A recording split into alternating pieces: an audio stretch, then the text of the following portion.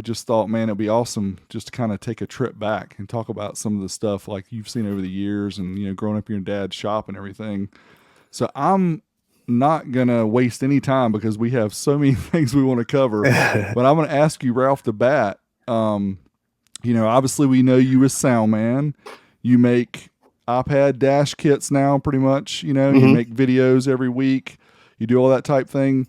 Tell us a little bit about, you and car audio, how it got started. Like were you in the stroller and your dad's like, here, learn how to hook up these speakers, or pretty much. You get started?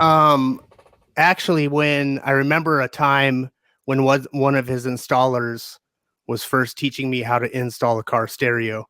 I was hanging out at my dad's shop. I had to be 8.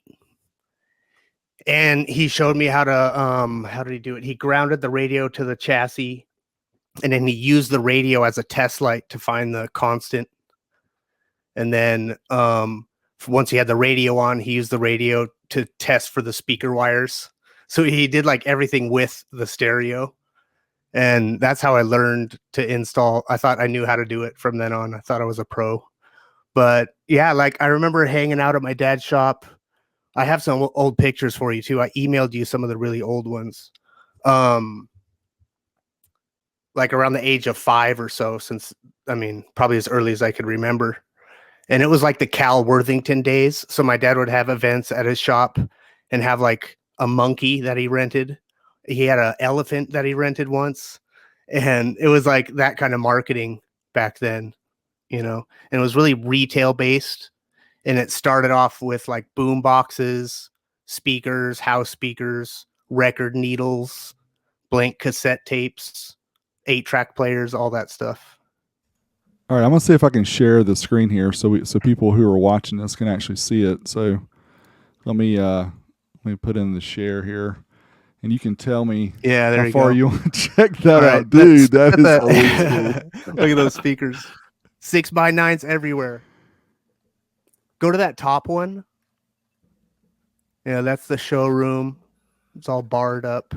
Look at that. Now, what's the location? I mean, you guys, did you move several times, or was this? Yeah, my dad started in San Fernando Valley. See, okay, now all the way to the right of this picture, you can see that Frogger arcade machine tucked in the corner. Yeah. I still have that in my shop. Don't. Yeah, Nice. it still works. But cool. This shop was Sierra Highway in Canyon Country. And yeah, I remember bugging my dad. Here's his labor rates. Look at that. Oh, $40 to install a radio. Yeah. $10 charge on return checks. No PayPal. No cash refunds. Exchange only. That is classic. I dig the clothes too. And there's a boom box. I see it. There's an old Panasonic or something.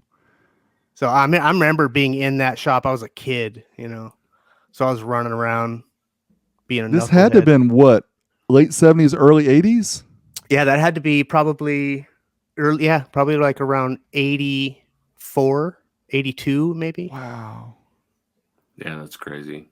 I know. I wish we could. Display board right there, man. You got to redo that. I know.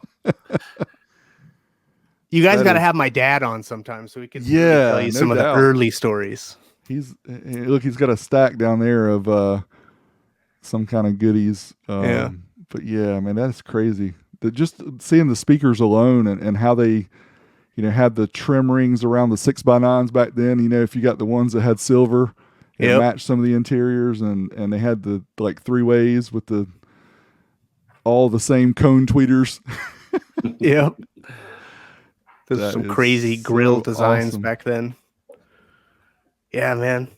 So you're riding like your big wheel. Yep. He's probably trying to ride it in the shop, and my dad is yelling at me. I remember he'd be talking to customers, and I'd bug him, and I'd tug on his shirt or whatever, and he's like, "Stop!" Chase me away, Yeah. Because I didn't understand what was going on. But that is awesome. He's trying to make a sale, Yeah. And Dad, look at me. Look at me, Dad. Look at me. I got an 18-year-old that still does that. So.